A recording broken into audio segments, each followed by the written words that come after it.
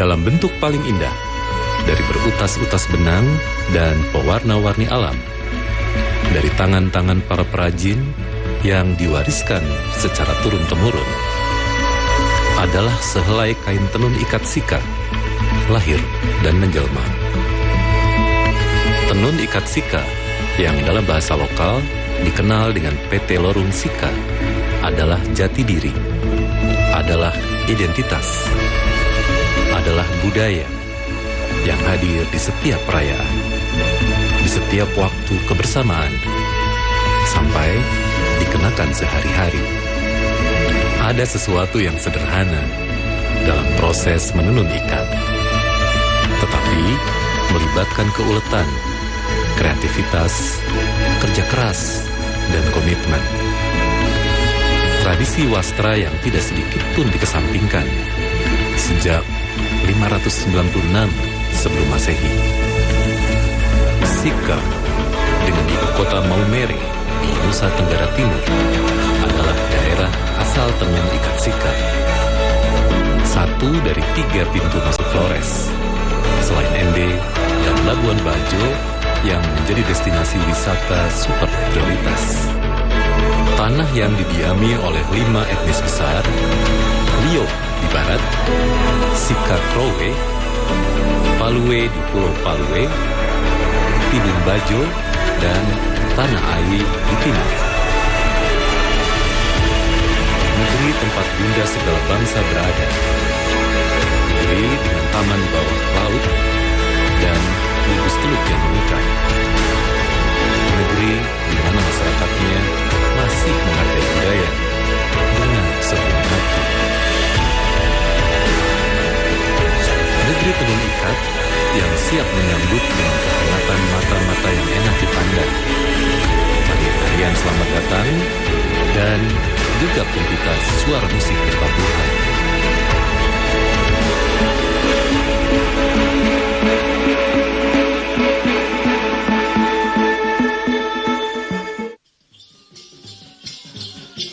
Di Watu Blapi, sebuah desa wisata yang masuk dalam kecamatan Hewokloang, pada berbagai kesempatan, masyarakat setempat masih mengenakan kain tenun ikat.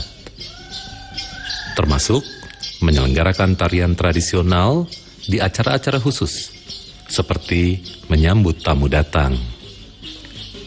Jika sehari-hari para lelaki bekerja bercocok tanam atau berladang, di acara istimewa, mereka akan menabuh gong waning atau memalu-malu gendang. Sementara, para perempuan yang biasanya menenun akan menari-nari dengan pisau atau parang di tangan, seraya menghentak-hentak kaki bergelang ke tanah. Semua mengenakan tenun ikat sika, lengkap dengan aksesorisnya. Ini adalah kostum yang digunakan oleh generasi muda.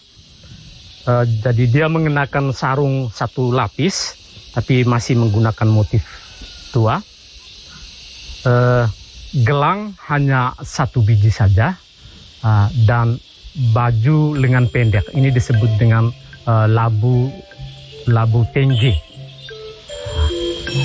Kalau satu saja, anting biasa saja, dan rambutnya seperti ini. Ini disebut dengan gelong, artinya bahwa ini masih gadis, belum menikah. Ini sobe, ini disebut sobe, ini tempat sirip pinang dan juga tempat untuk isi kosmetik. Ini generasi menengah, jadi generasi menengah sarungnya masih sama, satu lapis, masih menggunakan motif tua. Baju lengan panjang atau disebut labu liman gete. Kalungnya sudah lebih dari 2. Anting dia agak besar sedikit dan rambutnya seperti ini. Ini disebut lenggen. Yang disebut orang Maumere disebut upacara lenggenala. Upacara lenggenala itu berarti dia sudah dewasa, dia sudah siap untuk dipinang. Gelang 8. Yang berikut ini adalah generasi tua. Dia mengenakan sarungnya berbeda. Ini dobel sarung, jadi sarung 2 lapis. Sarung ini termasuk motif tua. Ini disebut gentiu. Gentiu berarti artinya belum beragama, tetapi dia punya kepercayaan.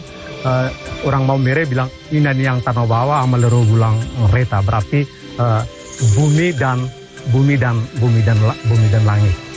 Motif ini ada sebelum bangsa Portugis masuk di Pulau Flores. Seperti sebelum agama Kristen masuk di Pulau Flores, motif ini sudah ada. Manik-maniknya dia lebih banyak. Ini disebut bahar tibu, memuli. Ini simbol kesuburan. Sedangkan laki-laki punya ini disebut ragi. Ini ragi gaing. Ini adalah pengganti baju. Ini adalah ragi. Ini disebut lado. Ini simbol keperkasaan dan juga sebagai penangkal roh jahat. Sebelum kekristenan masuk ke Flores, termasuk ke Sika, pada abad ke-16, masyarakat menganut kepercayaan astral dan kosmis. Bahwa wujud tertinggi adalah Inanyang Tanawawa, Amalero Ulanreta. Ibu yang berada di bumi, Bapa yang berada di atas angkasa. Dan percaya pada Ina Duai Ei Mulapuan, bahwa leluhur yang menguasai alam.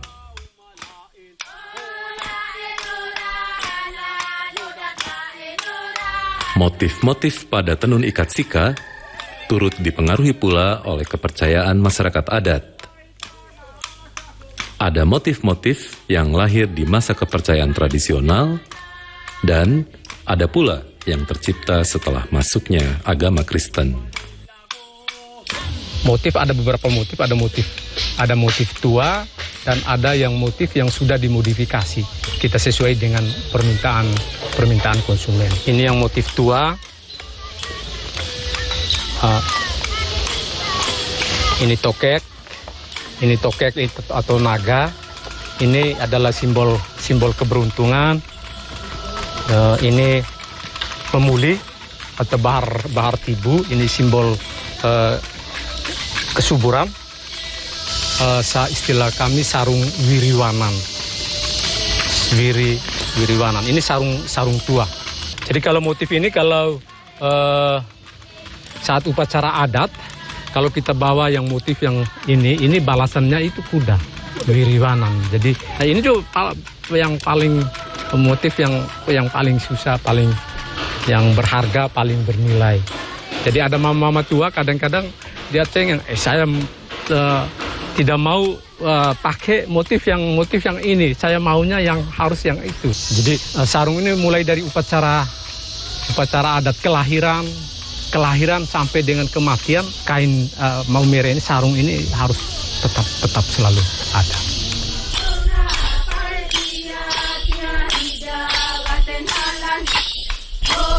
Anak-anak belajar mulai dari TK kecil-kecil ini, mereka mulai gulung, dari SD bisa ikat, celup, dari SMP mereka sudah bisa tenun. Nah, jadi kalau sudah tamat SMP, SMA, sudah kalau orang datang lamar itu mereka sudah bisa tenun. Karena ada kita di sini, kalau wanita yang belum tahu menenun, pacaran datang lamar itu dia bilang maaf dulu karena saya belum tenun. Belum bisa tenun. Kalau pergi ke rumah laki-laki, si mama mantu suruh kita tenun, kita tidak bisa. Mama mantu bilang lebih baik kau pulang saja. Karena kami rugi belis-belis itu, karena kau harus datang itu tenun kain untuk bapak mama. Kau tidak bisa tenun, nanti orang suruh pulang kembali. Kalau macam saya punya belis dulu itu 25 kuda. 25 kuda. Termasuk dalam tahapan menuju pernikahan di Sika, dikenal istilah belis atau mas kawin. Pihak lelaki biasanya memberikan belis. Bisa berupa kuda, emas, uang, atau kain untuk pihak perempuan. Setelahnya, pihak perempuan akan membalasnya dalam bentuk apapun yang dipilih, seperti babi atau kain tenun ikat, hasil tenunan si calon pengantin perempuan sendiri. Oleh sebab dekatnya tenun ikat dengan kehidupan masyarakat Sika, kain tersebut hadir di tiap momen-momen penting, seperti kelahiran, kematian, hingga pernikahan.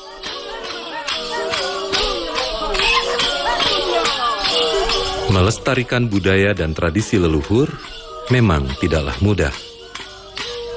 Akan selalu ada jalan yang sulit menanti.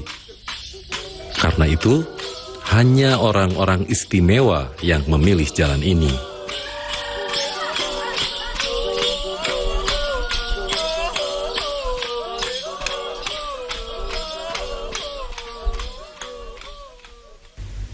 Di Tanah Ai, tanah adat dengan wilayah hutan dan berbukit-bukit terjal di dekat laut, masyarakat masih memiliki ikatan budaya yang kuat, termasuk keterikatan dengan alam, Ibu Pertiwi.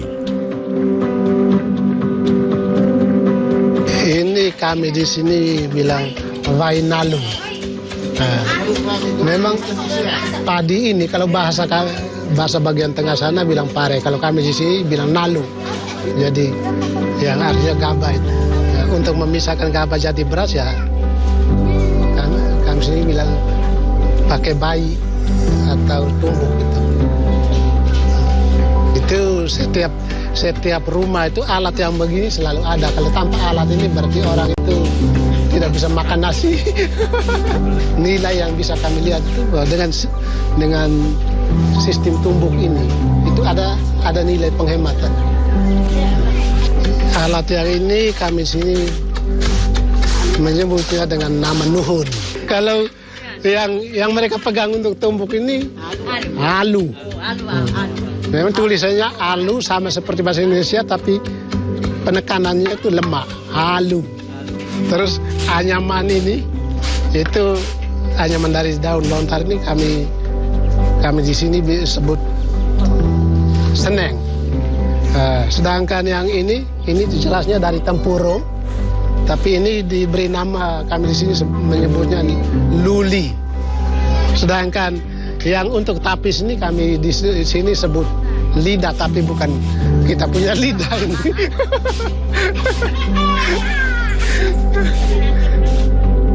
Ini mau masak nasi, sayur, masak ubi, mau minum dengan kopi.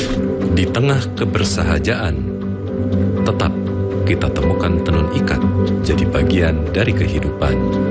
Kalau dilihat motif atau tenunan sarung Tanah Ai, itu berbeda dengan tenunan di wilayah-wilayah lain. Kalau di wilayah lain, hampir motif itu mendominasi mulai dari ujung sampai ujung. Tapi Tanah Ai punya tidak. Dia tetap, motif dari 3 motif itu, entah itu pura butuh, ahuwati maupun pukuliken, dia tetap warnanya, polanya tetap seperti ini. Ini sebenarnya ada nilainya yang terkandung di dalam kain ini. Itu nilai yang terkandung di dalam kain ini adalah nilai kehidupan manusia. Jadi namanya kehidupan manusia ada 3 tahap. Tahap awal itu kita masih dalam kandungan mama, setelah itu kita lahir ke dunia dan kemudian kita akan kembali ke kubur. Jadi ujung dengan ujung ini itu melambangkan dunia gelap di mana kita masih di dalam kandungan mama dan akan kemudian kembali ke kubur. Sedangkan bagian tengah yang dipenuhi dengan motif ini itu melambangkan berbagai macam tantangan variasi kehidupan selama kita hidup di dunia.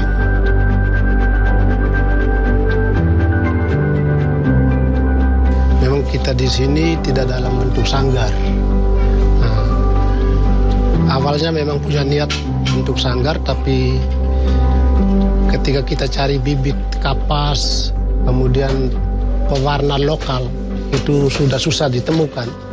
Maka kami kemudian membentuk itu hanya dalam bentuk kelompok tenun saja. Nah, setelah bentuk kelompok tenun ini, kita dekatkan diri kepada orang-orang tua seperti mama ini untuk mengajarkan mereka bagaimana teknik tenunnya. Dari tahap ke tahap itu seperti yang kita lihat di belakang ini. Awalnya itu mereka swadaya. Awalnya swadaya, kumpul uang, beli benang di toko. Berjalan kurang lebih 2-3 tahun. Tapi kemudian pemerintah desa melihat ada kelompok yang menekuni ini. Pemerintah desa dari tahun ke tahun mulai mengalokasikan bantuan benang. Kemudian mereka tetap melanjutkan itu sampai sekarang. Ini sudah berjalan kurang lebih 5 tahun lebih. Nah, 5 tahun, ya mau jalan 7 tahun. Karena itu dari kepala desa terdahulu, sekarang sudah ganti kepada Bapak Desa yang sekarang ada, ini sudah mau jalan 2 tahun. Dan itu bantuan dari desa itu tetap berjalan. Sebenarnya mereka punya jadwal kegiatan ini setiap hari Jumat. Ini tergantung dari permintaan, tapi untuk selama ini kalau ada yang pesan baru dibuat. Nah, karena ini tergantung dari persediaan bahan benangnya. Nah, kita mau bangun jaringan kerjasama dengan pemasaran, tapi kita mengingat bahwa kita punya produk ini masih terbatas. Tenun ikat di Tanah Ai memiliki potensi untuk berkembang lebih pesat lagi. Tak kalah dengan tenun ikat yang berasal dari berbagai wilayah lain.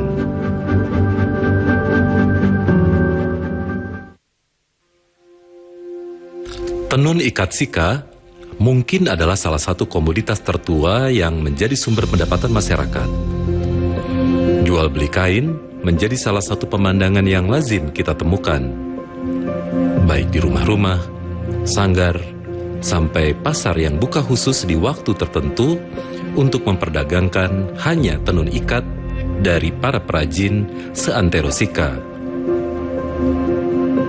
Hari Selasa, hari Pasar, dari jam 4:30 sampai selesai pasar jam 10-11. Namun, tenun ikat Sika tak hanya tentang niaga. Ia juga adalah tentang kearifan lokal, tentang cara masyarakat menghargai warisan budaya.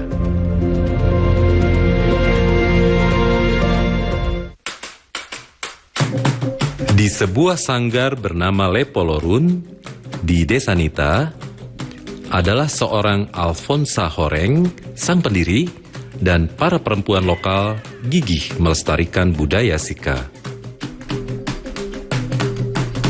Caranya, selain membangun kembali Lepo GT Ihiniur, atau rumah adat Sika yang sebelumnya sudah punah selama 72 tahun, juga mengembangkan budaya lain, mulai dari tari-tarian, seni musik, dan tentunya tenun ikat.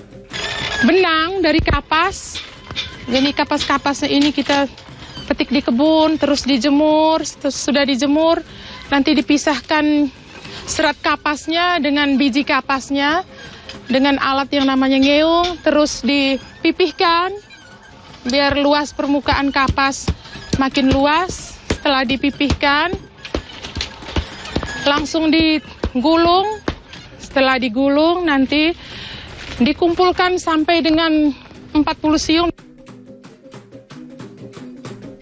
Proses berikutnya adalah proses mendesain motif atau dinamakan dengan proses ikat. Kita bisa melihat di sini, di pemidang pertama ini setelah dibentang, nanti diikat dengan tali dari pucuk gebang, pucuk palmat, dipola didesain, langsung dari otak dituang ke sini. Jadi tidak digambar terlebih dahulu, tidak dikasih titik-titik dulu di permukaan media benang, tapi diikat sampai penuh sesuai dengan motif yang kita inginkan seperti ini. Ikatan yang kita sudah ikat tadi, kita bawa ke proses berikutnya, yakni pewarnaan. Ini ada yang direbus, ada yang difermentasi, ada yang direndam, proses panas, proses dingin. Sesudah itu dibiarkan sekitar 1-2 jam baru dijemur. Sesudah dijemur, nanti dengan ramuan akar mengkudu dan simplokos dan sebagainya ini, kita bisa mencelup di dalam pewarna sehingga menghasilkan warna marun, warna merah seperti ini. Kalau ini untuk di rumah ini untuk pewarna biru dan pewarna hijau, untuk indigo.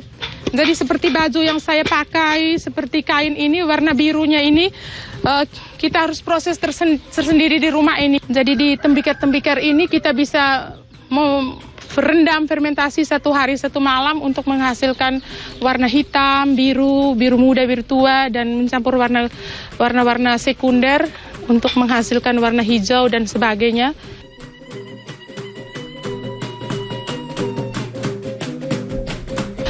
Proses berikutnya adalah penataan motif. Jadi ikatan yang tadi dilepas ikatannya, muncullah motif-motifnya ini karena sudah diwarnai. Jadi muncullah motif. Ini diikat satu persatu biar waktu kita tenun tidak bergeser, tidak lari kiri kanan, motifnya tidak bengkok, tidak pecah. Jadi ini proses terakhir tenun menggunakan tenunan konvensional, tenun gedok, jadi bukan mesin. Mengandalkan tekanan di kaki, tekanan di bagian belakang badan, sehingga ini menciptakan suatu stressing benang pakan ini satu persatu, sehingga bisa menjadi kain. Nah, sesudah ditenun sekitar 10 hari selesai. Jadi ini motifnya sama, tapi ini pewarna alam, ini pewarna sintetik. Jadi kelihatan beda. Dari motif yang ditenun ini adalah motif mawarane, kelihatannya seperti bintang. Dalam mawarane atau bintang bersusun ini melambangkan kesatuan keluarga. Ada sebelah ada ayah, ada ibu, ada anak, merupakan didikan dari seorang ibu kepada putrinya. Putrinya bisa berhasil karena didikan ibunya. Jadi kain tenun kami di wilayah administratif Kabupaten Sika ini ada 6 etnis dan ada 54 motif yang sudah kami masukkan ke dalam hak hukum indikasi geografis. Ini untuk mencegah, mengantisipasi kalau ada yang menjiplak, ada yang mengkopi motifnya, kami bisa gugat karena ini merupakan hak folklor, hak komunal dari masyarakat Kabupaten Sika. 54 motif ini ada kain untuk perempuan, ada kain untuk laki-laki. Salah satunya motif ini Korosang Beradu, motif Agi Pelikanu, motif Mawarani, motif Rempesika, motif jejak naga atau naga lalan, dan masih banyak lagi motif yang khas hanya ada di sini. Tenun ikat Sika menjadi kain ikat pertama di Indonesia yang memperoleh sertifikat indikasi geografis. Dengan ini, tenun ikat Sika mendapat perlindungan hukum kekayaan intelektual. Lepolorun sesungguhnya lebih dari sekedar sanggar budaya. Para anggota yang kesemuanya perempuan dilatih untuk lebih berdaya. Dengan nyaring, mereka menyuarakan pendapat, dan dengan tekun menenun berbagai motif yang merekam tradisi di atas helai-helai tenun ikat.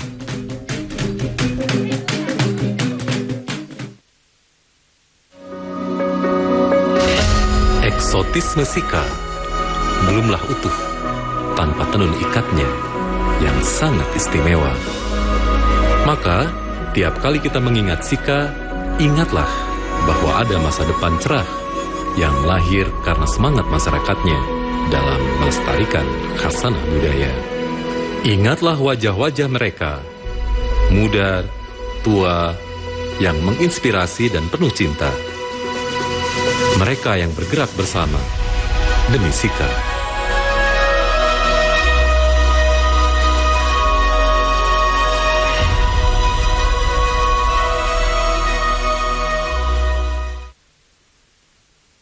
Kerusuhan aksi demo tolak undang-undang TNI di depan Gedung Negara Gerahadi Surabaya pecah. Petasan yang dipegangnya meledak dan mengenai dada, wajah, dan tangannya. Akibat kecelakaan itu, sebanyak 7 orang pemudik dari 2 minibus mengalami luka-luka.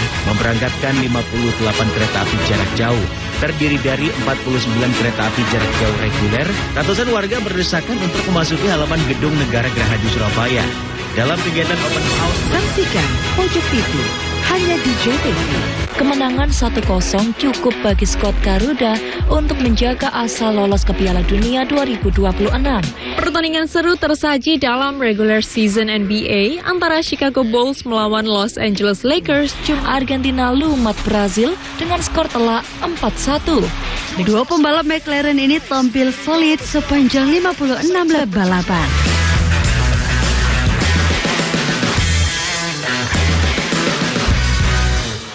Selamat berjumpa dalam program Jatim Gaspol, Gagasan Politik Jawa Timur.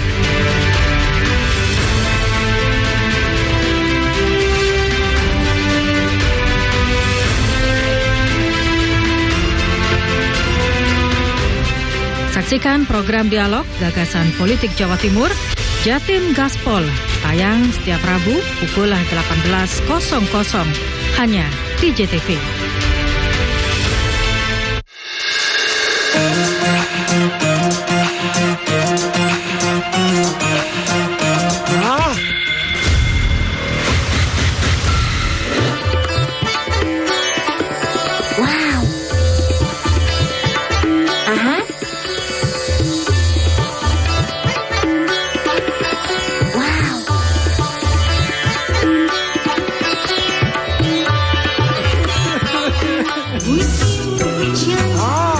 Mantap suaranya. Dahut goyangannya. Stasiun dangdut digoyang sampai dahut. Dari 150 kali gempa tersebut, 2 diantaranya memiliki kekuatan signifikan. Selama ini pabrik rumahan tersebut memproduksi arak jenis Trobas tanpa izin. Untuk keripik singkong dan jagung ini sangat murah meriah. 5 kapal penumpang ini diberangkatkan secara bergiliran sejak pagi hingga petang. Para tersangka memalsukan beras SPHP yang dikemas menjadi beras premium. Dugaan sementara kebakaran dipicu oleh korsleting kelistrikan mobil. Saksikan Jatim Awan hanya di JTV. Tino iki pojok kampung nyopo reko maneh karo berita-berita basa Surabayaan sing kasil dikelompokno kru JTV teko pirang-pirang daerah nduk Jawa Timur. Geni semu blok gede ambek meratak cepot iki ngentekno bangunan gudang kaya nyimpen palet karo para dayo kudu desek-desekan kanggo oleh kurma gratis. Pihak sekolah ngomong banjir gelek kedadean nang mangsa rendeng. Tibae pemandangan alam Bromo ancen uapi. Upaya ngevakuasi loro ula piton gede sing mangkon nduk sak iterane Semeru kudu tetep waspada.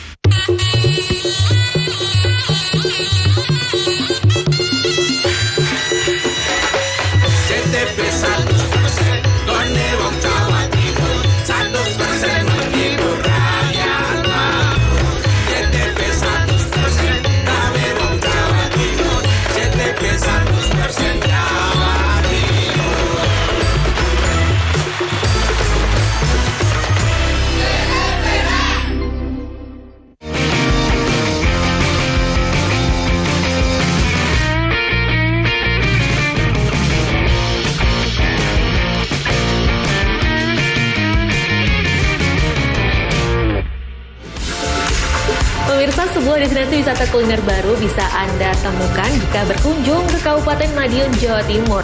Namanya Rumah Coklat. Di sini Anda bisa mencicipi coklat panas sambil melihat panorama alam lereng Gunung Wilis.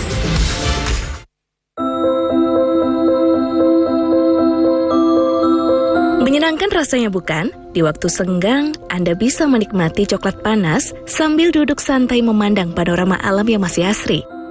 Keinginan Anda bisa terwujud di Rumah Coklat. Lokasi wisata kuliner baru ini berada di Desa Bodak, Kecamatan Kare, Kabupaten Madiun, Jawa Timur. Destinasi wisata satu ini dirintis warga setempat sejak setahun lalu. Dari tempat inilah beragam olahan berbahan kakao diproduksi. Dengan Bapak Kepala Desa, dan tokoh masyarakat untuk mendirikan rumah coklat ini untuk pengolahan kakao atau coklat. Yang diolah di sini adalah dari kakao fermentasi menjadi beberapa varian coklat. Jadi mulai permen coklat, coklat batangan, kakao bubuk atau bubuk 3-in-1, lemak coklat, dan sebagainya. Tak hanya memproduksi beragam olahan coklat, pengunjung bisa menikmati produknya langsung di lokasi pembuatan, sambil bersantai menikmati alam yang masih asri. Mantap, produksi dari Madiun Coklat. Coklatnya terasa banget nih. Kalau mungkin juga karena kondisi di sini dingin, jadi mendukung makan coklat. Nah, rumah coklat ini merupakan salah satu badan usaha milik desa BUMDes Bodak.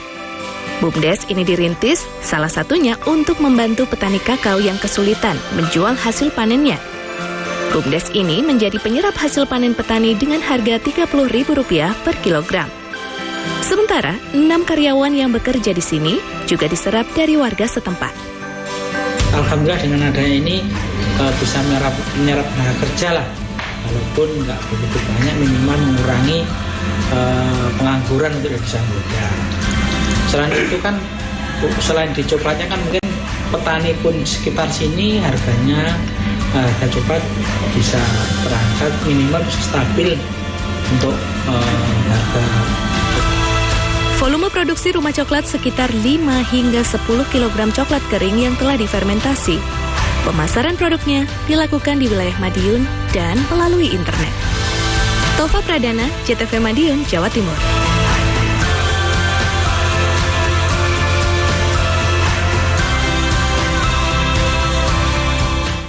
Masih seputar coklat pemirsa, biji kakao atau coklat yang dihasilkan para petani Trenggalek ini mampu bersaing di luar negeri. Kakao ini dikembangkan dan diolah di Rumah Coklat, sebuah tempat untuk pengembangan dan juga pengolahan coklat yang selama ini dikelola oleh pemerintah Kabupaten Trenggalek.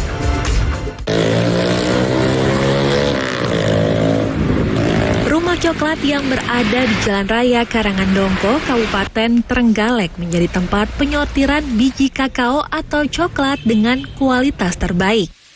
Helen Kurniawan, operator pengelola kakao Rumah Coklat menjelaskan, biji kakao yang disiapkan untuk diekspor harus memenuhi kriteria tertentu. Antara lain, biji kakao harus dalam bentuk fermentasi dengan kadar air sekitar 7%. Selain itu, biji tersebut juga harus masuk dalam kategori grade A yang bisa dilihat dari ukurannya. Sementara biji kakao grade B biasanya diolah oleh Rumah Coklat menjadi berbagai macam produk, seperti permen, bubuk, hingga minuman coklat. Biji yang kita olah di Rumah Coklat ini kita dapat dari mayoritas petani kakao yang ada di Kabupaten Trenggalek. Nah, untuk olahannya kita buat nanti permen kakao atau permen coklat, terus bubuk coklat, sama nanti minuman siap seduh atau minuman 3-in-1. Untuk pemasarannya ya masih di lingkup Kabupaten Trenggalek seperti itu. Terus untuk biji yang kita dapatkan dari petani itu dari petani binaan itu kita dari masuk di sini kita sortasi. Kalau kualitas mungkin sudah bagus karena petani di Kabupaten Trenggalek kita bina untuk bagaimana cara mengolah biji yang bagus yang bisa untuk kualitas ekspor. Permintaan biji kakao untuk dikirim ke luar negeri cukup besar. Bahkan ketersediaan stok biji kakao di Kabupaten Trenggalek tak cukup untuk memenuhi permintaan itu. Dalam setahun, pihak Rumah Coklat bisa menyortir biji kakao asal Kabupaten Trenggalek ke perusahaan untuk dikirim ke luar negeri berkisar 1,5 ton. Ekspor biji kakao asal Kabupaten Trenggalek ini sudah berlangsung sejak 2019. Daerah tujuan ekspor itu salah satunya Jepang. Di Kabupaten Trenggalek, jumlah petani kakao terbilang minim. Rumah Coklat mendampingi para petani mengolah dan mengembangkan kakao di hampir seluruh kecamatan yang ada di Trenggalek. Simon Bagus, Muhammad Herlambang, JTV Trenggalek, Jawa Timur.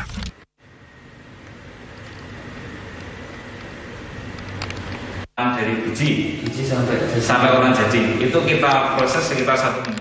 Pasangan suami istri petani gula aren di Desa Tumaluntung, Kabupaten Minahasa Utara tetap bertahan menjaga kualitas gula aren meskipun sedang pandemi COVID-19. Nah, mereka ini sudah 30 tahun sudah pemirsa memproduksi gula aren tanpa menggunakan bahan kimia.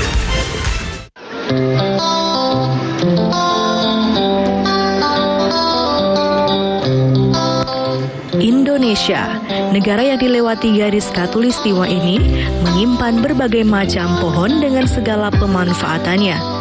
Provinsi Sulawesi Utara juga banyak ditumbuhi pohon enau atau warga di sini menyebutnya pohon seho.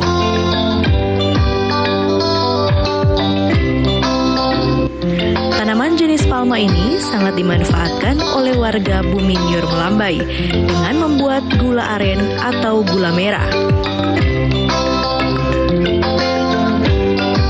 Salah satunya Opak Pandey dan Omak Nona di Desa Tumaluntung, Kecamatan Kauditan, Kabupaten Minahasa Utara.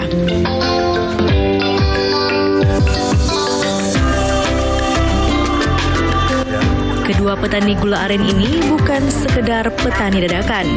Kedua pasangan suami istri tersebut sudah menjadi petani gula aren sejak 30 tahun yang lalu.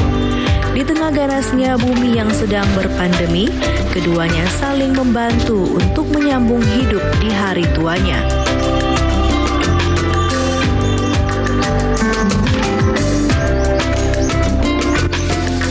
Proses pembuatan gula aren terbilang cukup mudah.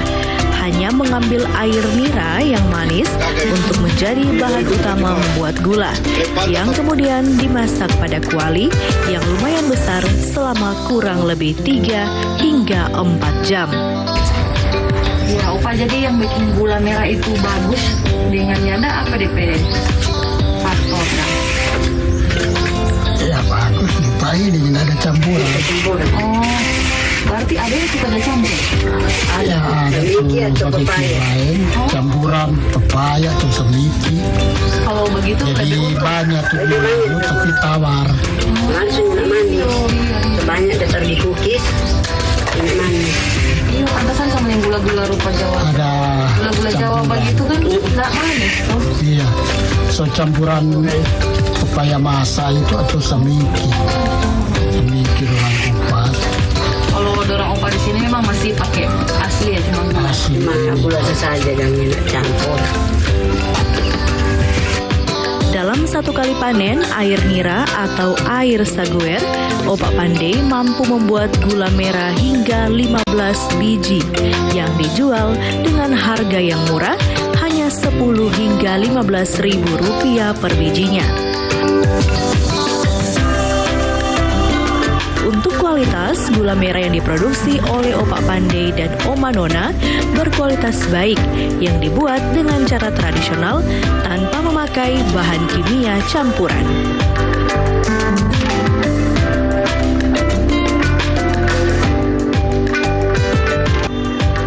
Nah, gula merah atau gula aren mempunyai rasa yang manis, sama seperti kedua pasangan suami istri ini yang mempunyai kisah manis untuk bertahan di tengah pandemi COVID-19.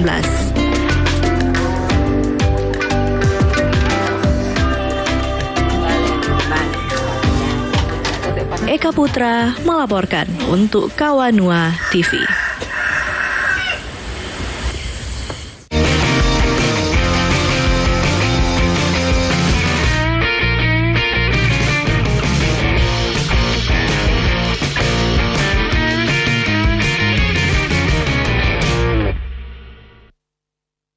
Harmoni hubungan industrial pekerja dan pengusaha adalah kunci dan kesejahteraan bersama. Sampaikan harapan Anda terkait hubungan industrial di sekitar Anda dalam video pendek dalam rangka May Day 2025. Total hadiah jutaan rupiah. Berikut persyaratannya. Kirim karya video dan identitas diri melalui link video BLT konten video May Day 2025 paling lambat 27 April 2025. Kerusuhan aksi demo tolak Undang-Undang TNI di depan Gedung Negara Gerahadi Surabaya pecah. Petasan yang dipegangnya meledak dan mengenai dada, wajah, dan tangannya. Akibat kecelakaan itu, sebanyak 7 orang pemudik dari 2 minibus mengalami luka-luka. Memberangkatkan 58 kereta api jarak jauh, terdiri dari 49 kereta api jarak jauh reguler, ratusan warga berdesakan untuk memasuki halaman Gedung Negara Gerahadi Surabaya. Dalam kegiatan open house, saksikan Pojok TV hanya di JTV. Kemenangan 1-0 cukup bagi skuad Garuda untuk menjaga asa lolos ke Piala Dunia 2026. Pertandingan seru tersaji dalam regular season NBA antara Chicago Bulls melawan Los Angeles Lakers. Argentina lumat Brazil dengan skor telak 4-1. Dua pembalap McLaren ini tampil solid sepanjang 56 lap balapan.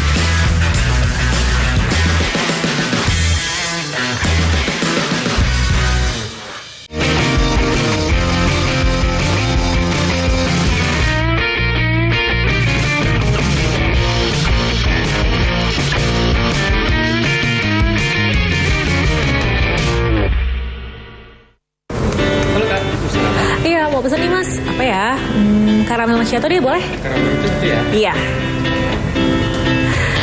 Pemirsa, ada yang suka durian nggak? Nah, kalau ada yang suka durian, saya punya rekomendasi durian yang enak banget, namanya durian matahari. Durian matahari ini menjadi salah satu buah varietas yang ada di lereng Gunung Semeru, Kabupaten Lumajang. Buah ini melalui proses pemupukan organik sehingga dagingnya ini tebal banget dan rasanya juga sangat kuat.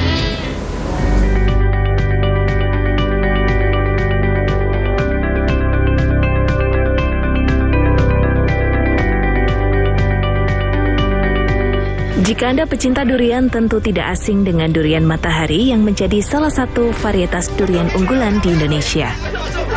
Jenis durian yang bentuk buahnya bulat dan memiliki warna daging buah kuning cerah, tebal dan memiliki rasa manis legit ini, ternyata banyak dibudidayakan para petani di Desa Penanggal, Kecamatan Candipuro, Lumajang, Jawa Timur. Salah satu petani, Huda, memiliki puluhan pohon durian di area kebun salak miliknya. Ia merawat pohon durian dengan pemupukan rutin menggunakan pupuk organik cair. Hal tersebut dilakukan guna memperpendek jarak masa panen durian. Perawatan ini ia tempuh setelah sebelumnya pohon yang ia miliki berbuah hanya 1 kali dalam 2-3 tahun.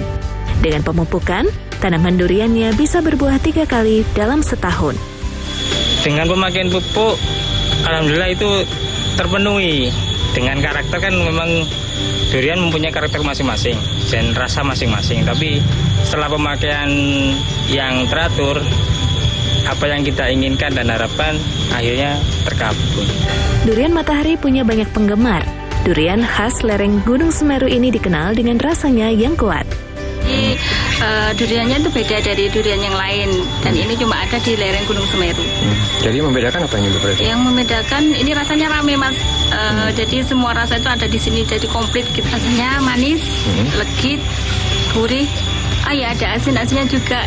Jadi perawatan pohon durian dengan pupuk organik membuat batang-batang pohonnya semakin produktif. Selain membuat buahnya tumbuh maksimal, pemanfaatan pupuk organik juga dinilai lebih ramah terhadap tanah. Yongki Nugroho, JTV Lumajang, Jawa Timur. Selain durian matahari, ada lagi durian yang rasanya nih paling banyak diminati, yaitu durian musangking, pemirsa. Meskipun terbilang sangat mahal harganya, yakni Rp350.000 per kilogram, namun ternyata banyak warga yang memburu untuk mendapatkannya. Tak terkecuali di lokasi petik buah durian yang ada di Kecamatan Ngerambe, Ngawi, Jawa Timur.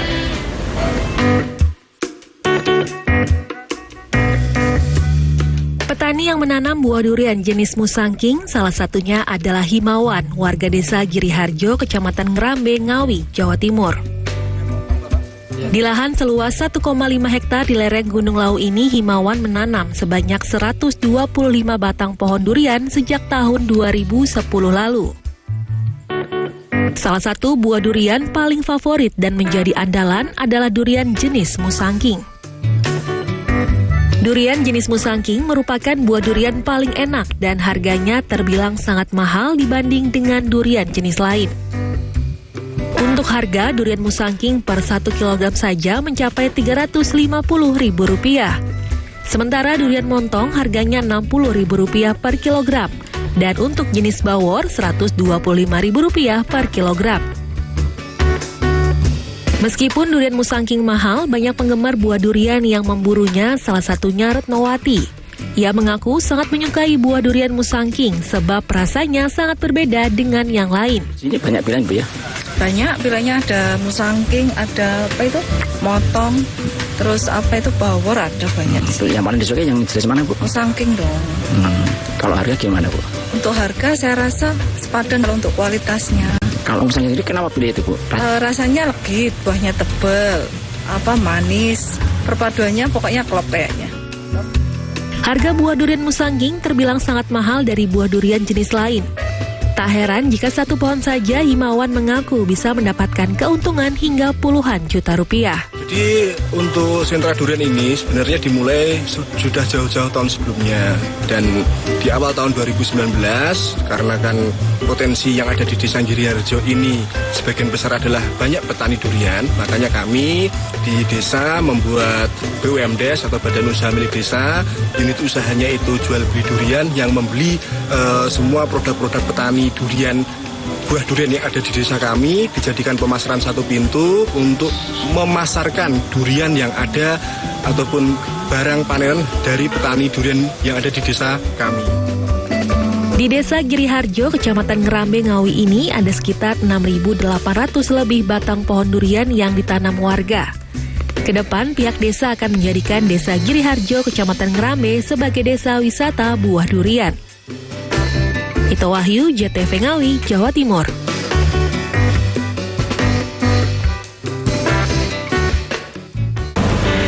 Oke, terima kasih. Pemirsa, warga di Kota Probolinggo, Jawa Timur ini melestarikan buah yang menjadi ikon dari daerah tersebut, yakni anggur. Nah, anggur ini bernama Prabu Bestari. Dan inilah dia liputannya untuk Anda.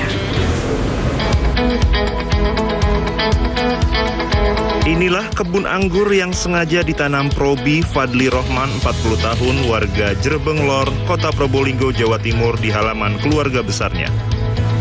Halaman seluas 20 x 12 meter yang awalnya hanya berupa tanah lapang, disulap menjadi kebun anggur yang rindang. Selain bisa untuk berteduh, hasil buah anggurnya bisa menghasilkan pundi-pundi rupiah. Probi dan keluarganya sengaja terus melestarikan anggur karena merupakan salah satu ikon Kota Probolinggo, yakni Kota Bayu Angga. Bayu berarti angin, anggur dan mangga. Ada beberapa jenis anggur yang ditanam mulai dari anggur Lavale, Autumn Royal, Jupiter, Alfonso, Caroline, hingga anggur Kota Probolinggo yang diberi nama anggur Prabu Bestari. Bapak dua anak ini menanam anggur sejak tahun 2019 lalu dan saat ini sudah menikmati hasilnya. Untuk anggur Prabu Bestari per kilogramnya dihargai Rp25.000 dengan memetik langsung dari tangkainya. Cara merawatnya pun cukup sederhana, yakni dengan ketelatenan mulai dari memangkas daun kering hingga memotong buah yang terlalu lebat agar tidak busuk.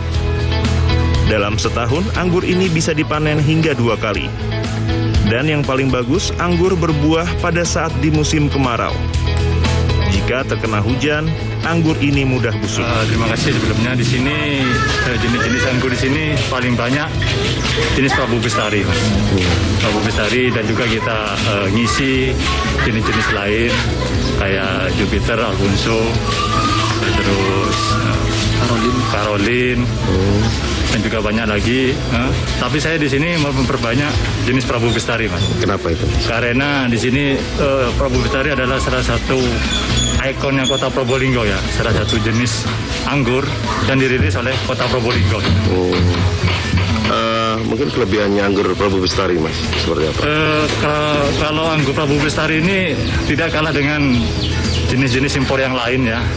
Dari berinya juga besar, juga dompolannya juga besar, warnanya juga menarik, agak lonjong. Jadi kalau kita dirawat dengan sebaik-baiknya, tidak kalah dengan anggur-anggur impor yang lainnya gitu. Jadi Prabu Bestari ini. Untuk perawatan sendiri gimana, Mas? Kalau perawatan di sini saya kira tidak ada kesulitan ya. Untuk merawat anggur tergantung kita aja yang telaten, semangat aja untuk merawatnya. Kalau dibiarkan ya lama-lama tidak mau berbuah itu. Tergantung kita telatennya aja gitu. Untuk rasa, anggur ini tidak kalah dengan anggur impor. Selain legit, kadar airnya juga sangat tinggi hingga membuat penikmatnya ketagihan. Nah, ini tadi yang hitam, ini yang manis ya. Terus yang ini kan ada jenis Prabu Bestari ini. Buahnya besar juga sangat manis gitu. Ya, ini Nggak kalah dengan dengan anggur impor ya? iya nggak kalah manis sekali. Harapannya sebagai masyarakat, ini kan ikon kota ya, salah satu ikon kota selain mangga. Mungkin seperti apa Bu? Inginnya setiap rumah ada anggur? Ya, kan ini kan kota Probolinggo kan kota anggur dan mangga. Nah kalau bisa ya setiap warga itu menanam anggur. Nah, terutama ini anggur Prabu Bestari ya, ikonnya kota Probolinggo. Penasaran dengan sensasi rasa anggur Prabu Bestari? Tidak ada salahnya Anda datang ke kota Probolinggo membeli dengan memetik langsung dari tangkainya. Farid Pahlevi, JTV Probolinggo.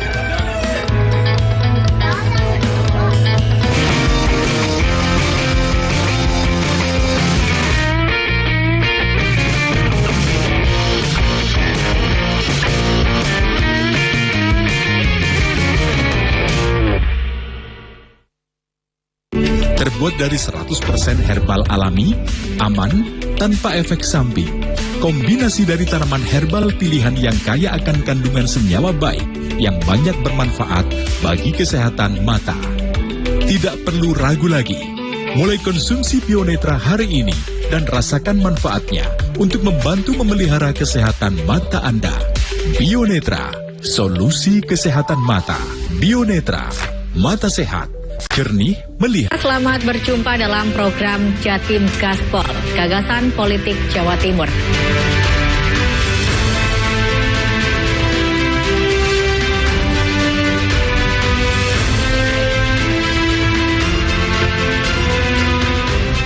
Saksikan program dialog Gagasan Politik Jawa Timur, Jatim Gaspol, tayang setiap Rabu pukul 18.00 hanya di JTV.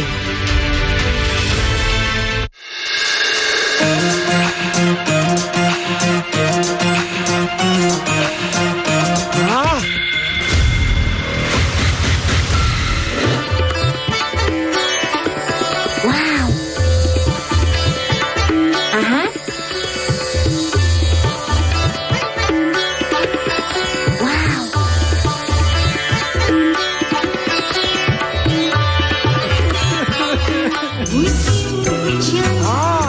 Mantap suaranya.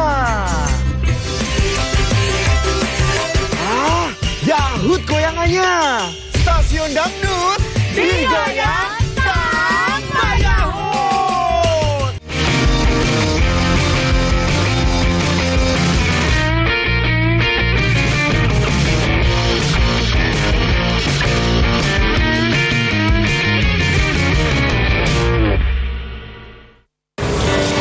Pemirsa, ketika akhir pekan dan Anda ingin refreshing sambil kulineran, saya punya rekomendasinya. Anda bisa berwisata kuliner di Pantai Gope yang berada di Kecamatan Kasemen, Kota Serang, Banten. Nah, di pantai ini tentunya Anda bisa menikmati pemandangan pantai yang indah sambil kulineran seafood.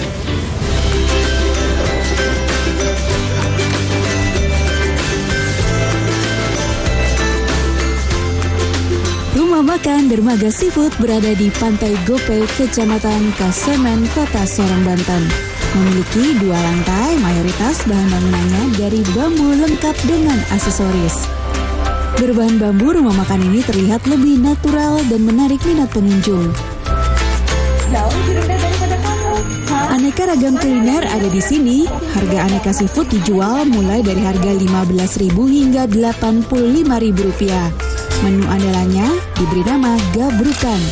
berisikan aneka ragam kerang, cumi, udang, gurita, dan kepiting. Gabrukan dijual seharga Rp85.000 per porsi.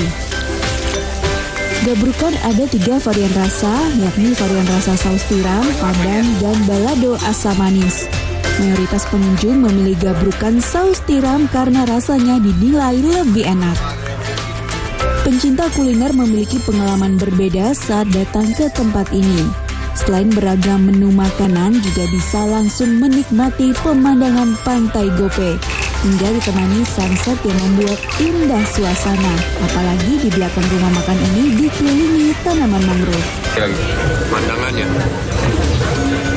enak sih, makanya sering kesini lagi gitu. Karena ada ini di tingkat juga ya, bisa langsung melihat ke pantainya. Jadi lebih indah ya gitu. Iya. Apalagi bareng sama pacar ya. Nah. Harganya gimana harganya? Harga terjangkau sih menurut saya, sama di kota nggak terlalu jauh. Makanan rasanya enak. Sementara pemilik dermaga seafood Agus Melas mengatakan rumah makan ini baru berdiri sejak 2 tahun lalu dengan mempekerjakan 5 orang karyawan. Omset per minggu mencapai 10 juta rupiah. Lokasinya juga tidak jauh dari objek wisata religi Kesultanan Banten Lama. Para peziarah dari berbagai daerah banyak yang mampir untuk menikmati aneka makanan sekaligus berwisata ke Pantai Gope.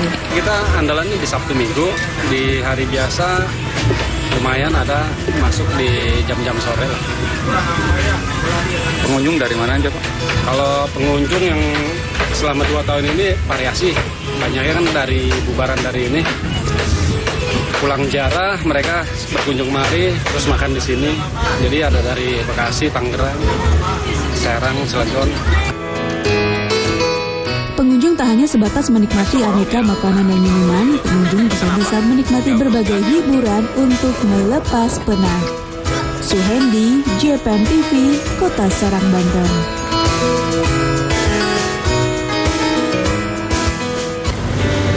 Nah, pemirsa, kalau tadi kan rekomendasi kulineran sambil melihat pantai. Nah, kalau Anda ingin suasana yang tenang, saya punya rekomendasi ini kulineran di salah satu kafe yang berada di Kota Serang, Banten juga. Di kafe ini Anda bisa merasakan sunyi, tenang, dan damai jauh dari keramaian kota. Kafe ini berada di pinggiran hutan.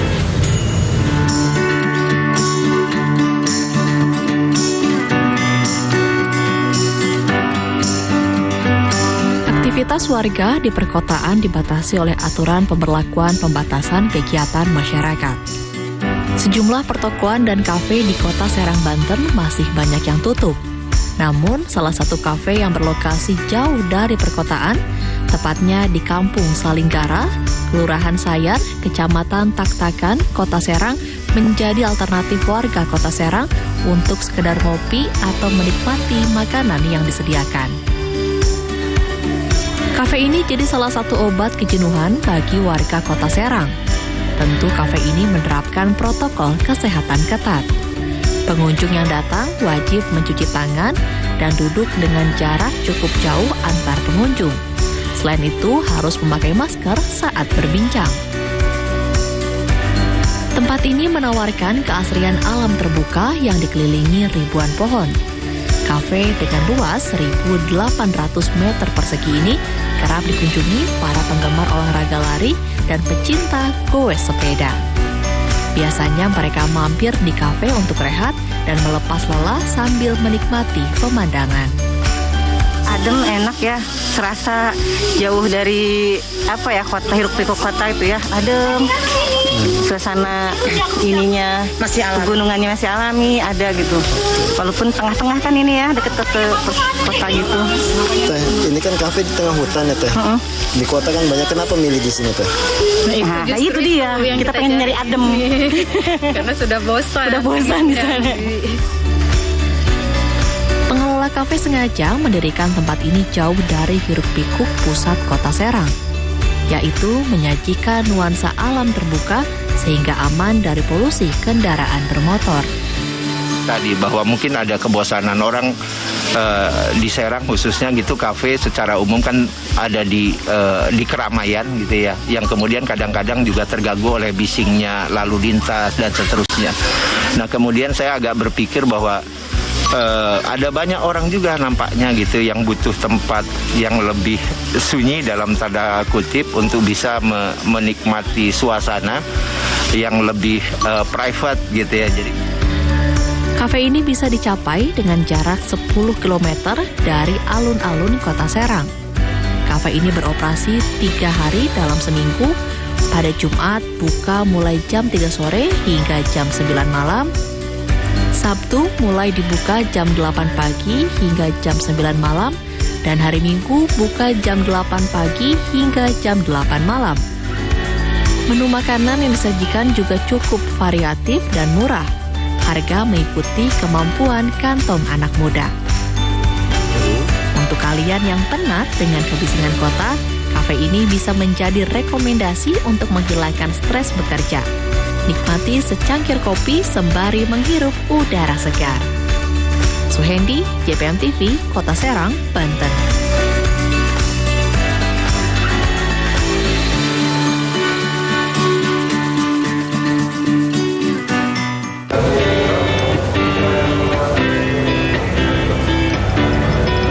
Pemirsa, itulah tadi beragam menu kuliner yang telah kami hadirkan untuk Anda. Semoga bisa menjadi referensi Anda mencari menu kuliner pilihan.